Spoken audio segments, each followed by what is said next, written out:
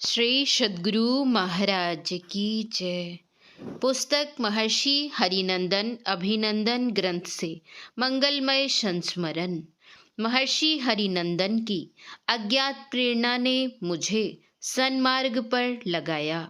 श्री छत्रधारी दास, महर्षि में ही आश्रम, कुप्पा घाट, भागलपुर 3। मैं आश्रम का एक कनिष्ठ सेवक हूँ। मैं गुरु निवास में रहकर सेवा कर रहा हूँ। इसके पूर्व जब मैं घर पर रहता था तो उस इलाके में मेरी दबंगई चलती थी। क्या शासक वर्ग, क्या जनता, सब मेरे हुक्म बरदार रहते थे। जिसको जो काम मैं सौंप देता था वह उसे पूरा कर देता था। समाज के प्रायः सभी लोग मुझसे प्रसन्न ही रहा करते थे, क्योंकि मैं गरीब वर्ग के लोगों को उनके विभिन्न कार्यों यथा शादी विवाह, श्राद्ध कर्म, पर्व त्योहार के अवसर पर सदैव सहायता करता रहता था। जो याचक मेरे पास अपनी मांग लेकर आ जाते थे उसे मैं तन मन धन से पूरा कर देता था। मेरे अंदर सामाजिक सेवा की भावना कूट कूट कर भरी हुई थी। इसीलिए कोई भी याचक मेरे दरबार से खाली हाथ नहीं जाता था। वहाँ मेरा प्रत्येक दिन का नियम था कि 4:30 बजे सवेरे उठ जाता था और नित्य दैनिक कार्य करके गांजा पीता था। यह एक बुरी आदत मुझे लग गई थी।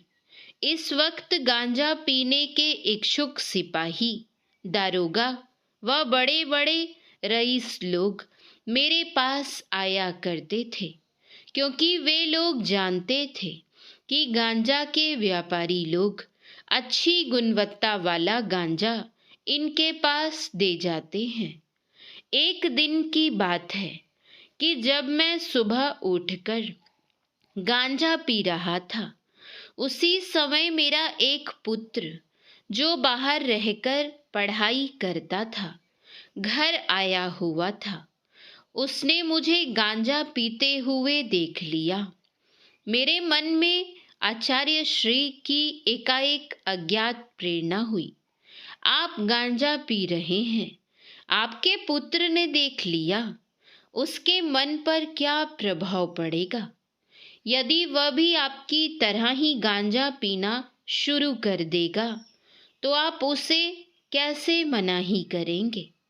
मनाही करने पर यदि वह जवाब में यह कह दे कि पापा आप जो पीते हैं, तब आप पर क्या बीतेगी, जरा सोचिए।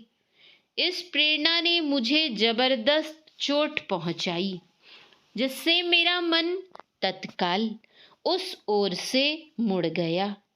मैंने तुरंत शपथ ली कि आज दिन से मैं गांजा नहीं पीऊंगा।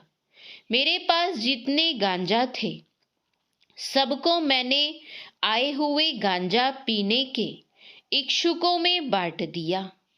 मैंने यह भी निश्चय कर लिया कि आज ही मैं जाकर आचार्य श्री से दीक्षा भी ले लूंगा।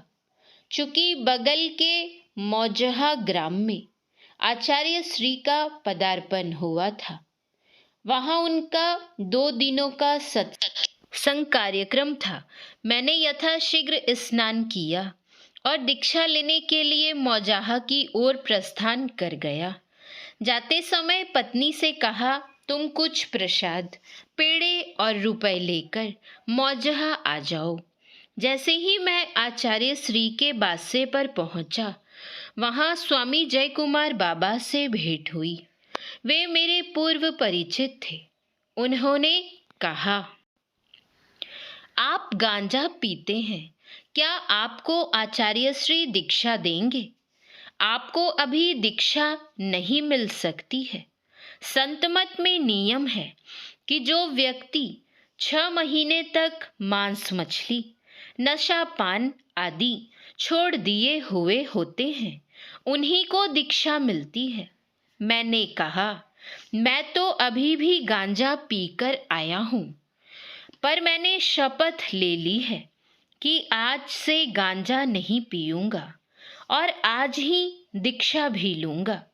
आचार्य श्री ने मेरी अंतरात्मा की पुकार को सुन लिया।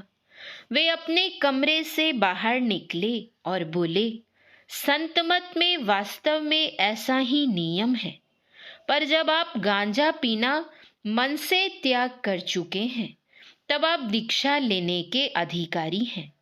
उस समय मेरा मन फूले नहीं समा रहा था कि अकस्मात गुरुदेव ने मुझ पतित को दीक्षा लेने का अधिकारी बना दिया।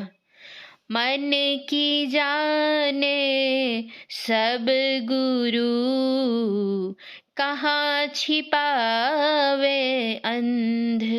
समय पर मेरी पत्नी प्रसाद और रुपए लेकर वहां पहुंच गई। आचार्य श्री ने मुझे दीक्षा दी। तब से मैं संत मत के अनुकूल साधन भजन करते हुए जीवन व्यतीत करने लगा और पुराने सभी दुर्व्यसनों को मैंने छोड़ दिया। इसके बाद मैं स्वामी इंद्रानंद बाबा के पास रहने लगा। तत्पश्चात एक दिन स्वामी स्वरूपानंद ने मुझे कुप्पा घाट आश्रम चलने के लिए प्रेरित किया। मैंने कहा कि मैं स्वामी इंद्रानंद बाबा की सेवा में रहता हूँ, वह मुझे जाने की स्वीकृति देंगे तब मैं आपके साथ चलूँगा। स्वामी स्वरूपानंद बाबा ने उनसे स्वामी इंद्रानंद बाबा से कहा तो उन्होंने सहजता से मुझे जाने की स्वीकृति दे दी। मैं स्वरूपानंद बाबा के साथ महर्षि में ही आश्रम कुप्पा घाट आ गया। उन्होंने मुझे आचार्य श्री के पास ले जाकर कहा, ये अपने ही क्षेत्र के बड़े ही सज्जन, सरल और श्रद्धालु स्वभाव के सत्संगी हैं, इन्हें आश्रम की सेवा में रख लिया जाए। आचार्य श्री ने कहा, इन्हें तो मैं पहले से ही जानता हूँ और इन्होंने मुझसे ही दीक्षा ली है। मैं इन्हें गुरु निवास की सेवा का कार्यभार सौंपता हूँ, क्योंकि इधर हाल में गुरु निवास में दान पेटी का ताला तोड़कर चोरी करने का सिलसिला जारी है। गुरु निवास की देख रेख में ये रहेंगे। जब से मैंने गुरु निवास की सेवा का कार्यभार अपने ऊपर लिया, तब से ताला तोड़ने और चोरी करने की घटना बंद हो गई। तब से मैं आचार्य श्री का सौंपा हुआ दायित्व बखूबी निभा रहा हूँ। आचार्य श्री ने मुझ जैसे पतित को पावन बनाकर अपनी शरण में लगा लिया।